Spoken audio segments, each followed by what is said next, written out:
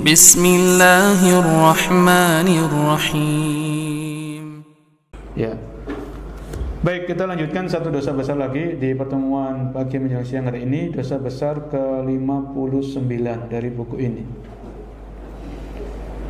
Yaitu di antara dosa besar adalah mengajak kepada kesesatan dan memberikan contoh yang buruk.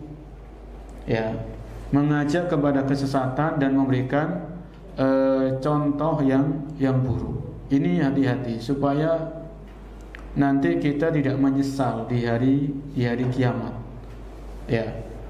Karena sebagaimana ada pahala jariah, pahala yang terus mengalir, di sana juga ada dosa jariah. Dosa yang terus mengalir, ini hati-hati. Ya, seandainya kita belum bisa memiliki pahala jariah, maka minimal kita enggak punya dosa jariah. Dosa yang terus mengalir. Kita baca keterangan yang dibawakan oleh penulis dalam pembahasan ini,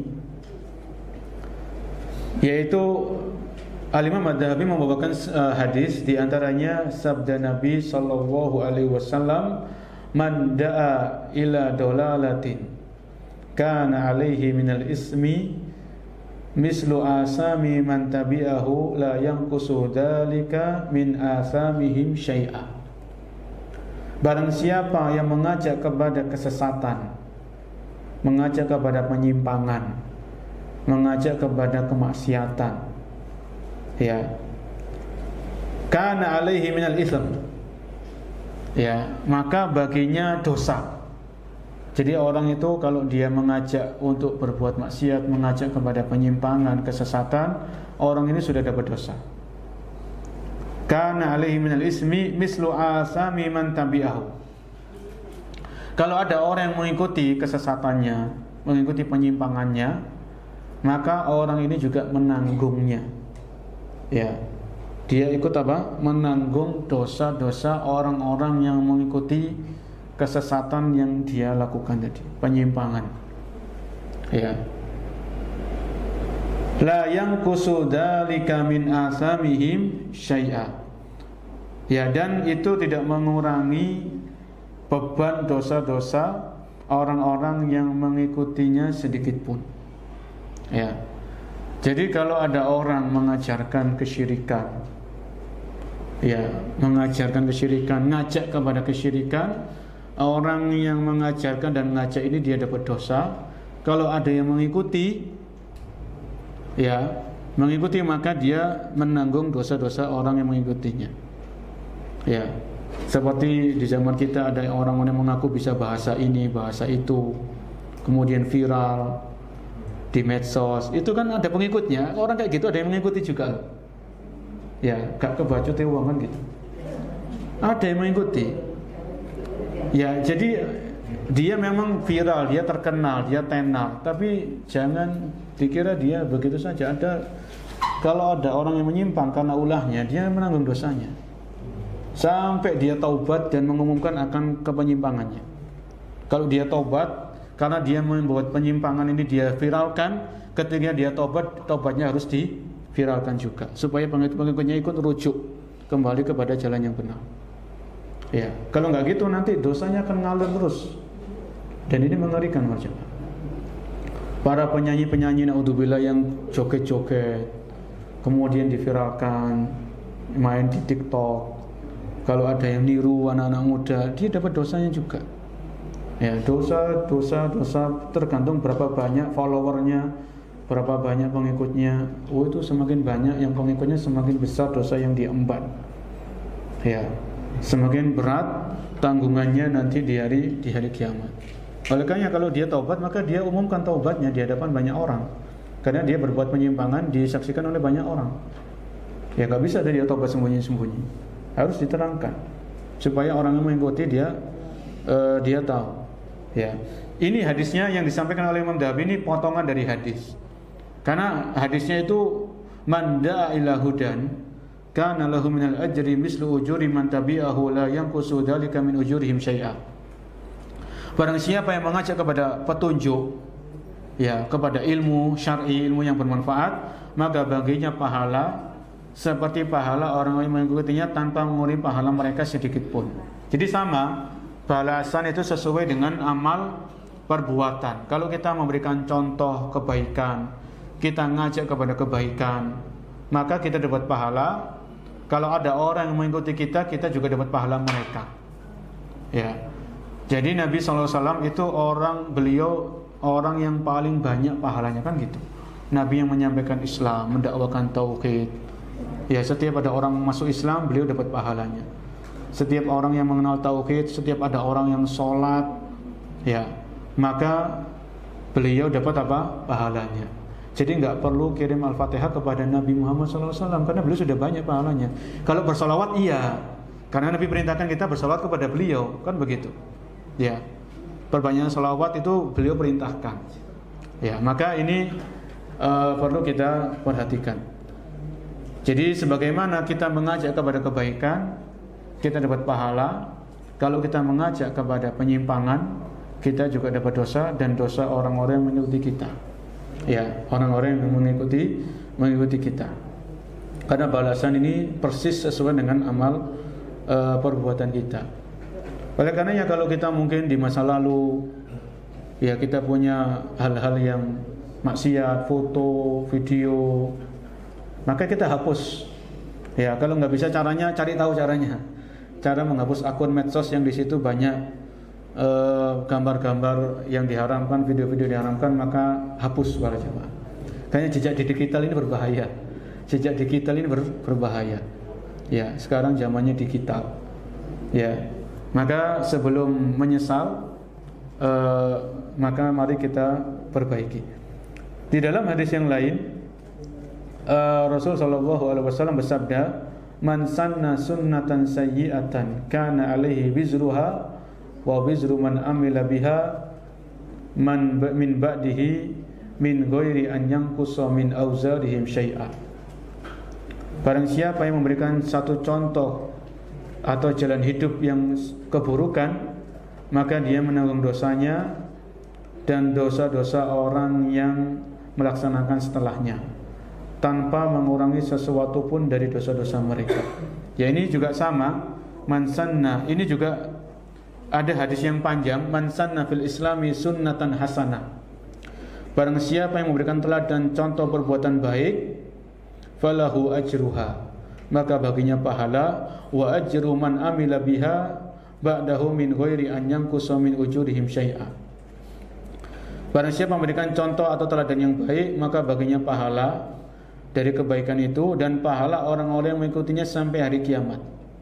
Ya, sampai hari kiamat. Wa man sanna fil islami sunnatan sayyi'atan. Barang siapa memberikan contoh kejelekan, ya, kana alaihi wizruha, maka baginya dosa, ya, wa wizru man amila biha, dan dosa-dosa orang yang mengikutinya sampai hari kiamat tanpa mengurangi dosa mereka sedikit pun. Ya, sedikit pun. Ini juga sangat mengerikan, ya. Kalau kita ngasih contoh keburukan, kita akan menanggung dosa-dosa orang yang mengikuti keburukan yang pernah kita kerjakan. Ya, jangan kita sebelum kita berbicara yang melebar, kita berbicara di lingkungan atau lingkup keluarga. Lingkup keluarga ini kan lingkup terkecil dalam kehidupan bermasyarakat. Mulai dari diri kita, istri dan anak kita. Ya, jadi kalau kita pernah ngomong yang jelek di hadapan anak, ini hati-hati, anak kita nyontoh, kita dapat dosanya nanti. Ya, kita pernah keceplosan ngomong yang jelek, ngomong yang gak baik, ditiru sama anak, ditiru sama keponakan, sama cucu, ini hati-hati.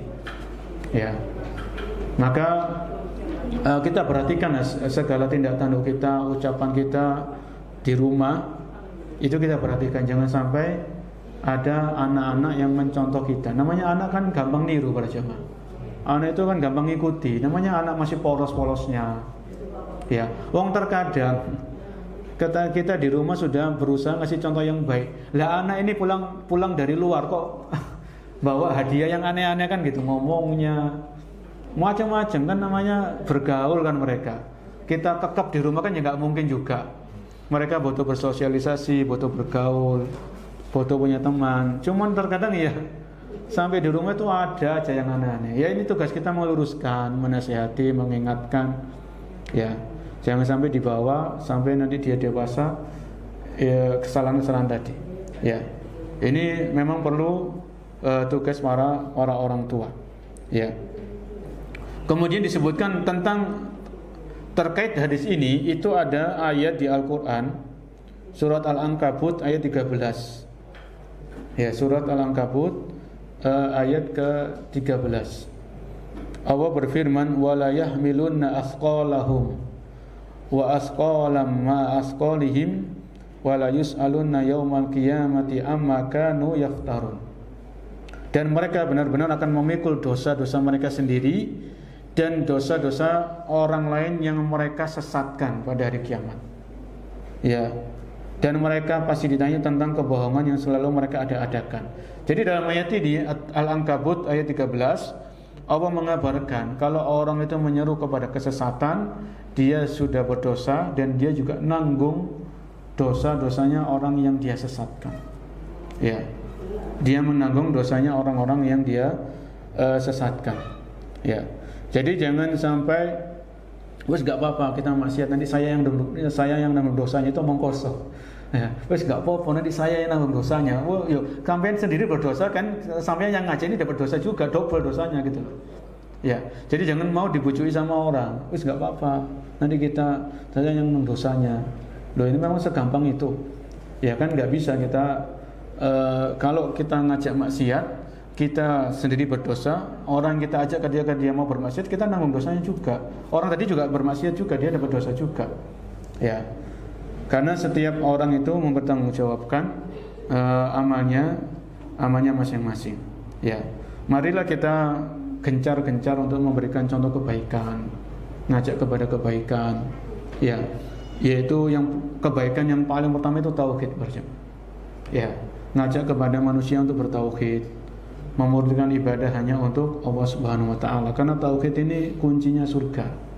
Ya, modal utama surga itu adalah tauhid. Ya, jadi kalau ada kajian-kajian tauhid, maka kita semangat, kita ngajak orang supaya paham. Karena tauhid ini rukun Islam yang pertama, asyhadu alla ilaha illallah wa asyhadu anna Muhammad Rasulullah. Ya. Kemudian kita mencontohkan orang, ya kita mengajak orang untuk mengikuti dan berpegang teguh dengan sunnah Nabi SAW. Ya, sebarkan, terus share. Ya, karena kalau kita mengajarkan tauhid, kemudian ada orang paham tauhid, kita dapat pahalanya juga. Kalau kita mengajak kepada sunnah, ada orang yang paham akan sunnah, maka kita juga dapat apa? Pahalanya. Ya. Kemudian ketaatan, ngajak kepada ketaatan. Ya. Terutama ibadah-ibadah yang wajib, kemudian ibadah-ibadah yang sunnah. Ya, ingatkan manusia dari yang haram. Selain syirik itu kan diharamkan. Selain syirik ini kita ingatkan manusia dari bahaya dosa-dosa besar. Ya, sehingga kita mendapatkan pahala dari Allah Subhanahu Wa Taala kalau ngajak kepada kebaikan. Kemudian Allah berfirman di surat Al-Fat ayat 28.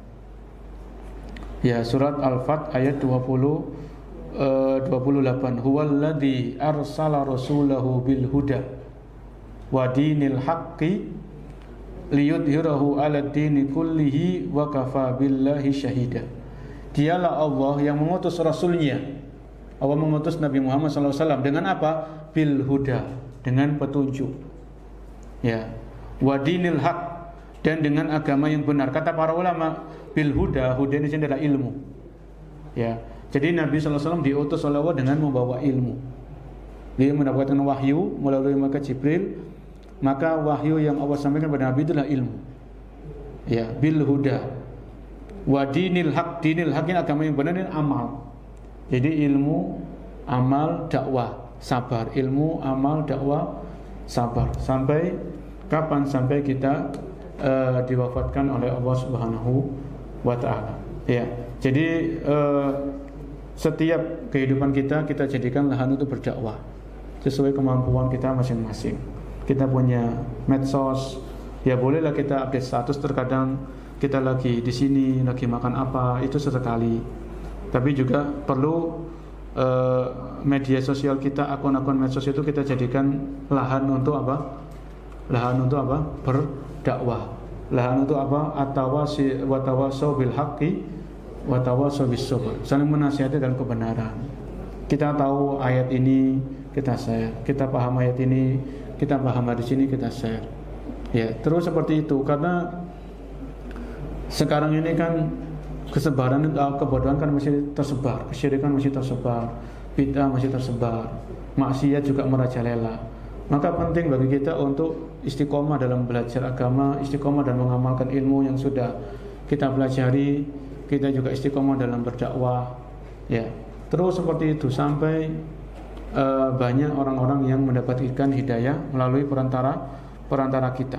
Kan pahalanya besar para jamaah. Kalau ada orang-orang yang mendapatkan hidayah atau mendapatkan petunjuk melalui kita, ya. Misalnya Nabi SAW pernah bersabda kepada Ali bin Abi Thalib, dan hadis ini berlaku untuk kita semuanya, fa wallahi li an yahdiyallahu bika rajulan wahidan khairun laka min khumrin na'am. Demi Allah, apabila Allah memberikan petunjuk atau hidayah melalui Anda satu orang saja, itu lebih baik bagi Anda daripada onta-onta merah. Onta merah ini harta yang berharga di waktu itu, ya. Onta-onta merah ini harta yang prestisius, harta yang berharga di waktu itu. Ya, jadi kalau kita mengajarkan ilmu, khususnya ilmu syar'i, ilmu agama, ada orang yang paham, dia mengamalkan ilmu tadi, maka kita terus mendapatkan apa? Pahala. Inilah yang namanya pahala yang mengalir. Ya, pahala yang mengalir. Ya. Jadi usahakan ada pahala yang mengalir dan usahakan jangan ada dosa yang mengalir, karena itu akan merepotkan kita nanti di hari kiamat. Mungkin sampai di sini pembahasan kita. Jadi kita membahas 3 dosa besar, yaitu dosa besar ke-57 mencela sahabat, ini dosa besar. Dosa besar ke-58 ini juga dosa besar, yaitu mencaci orang-orang Ansor, orang-orang yang di zaman Nabi sallallahu alaihi wasallam. Dan dosa besar ke-59 mengajak kepada kesesatan, penyimpangan atau memberikan contoh buruk. Ini juga termasuk dosa besar. Ya, kita cek diri kita masing-masing, akun-akun sosmed kita lihat isinya apa. Ya, semoga itu isinya ilmu, petunjuk kepada kebenaran. Ya, jangan isinya itu ngerasani, ghibah dan lain sebagainya. Ya, wallahu a'lam bishawab. Mungkin ada yang menambahkan atau ada yang bertanya?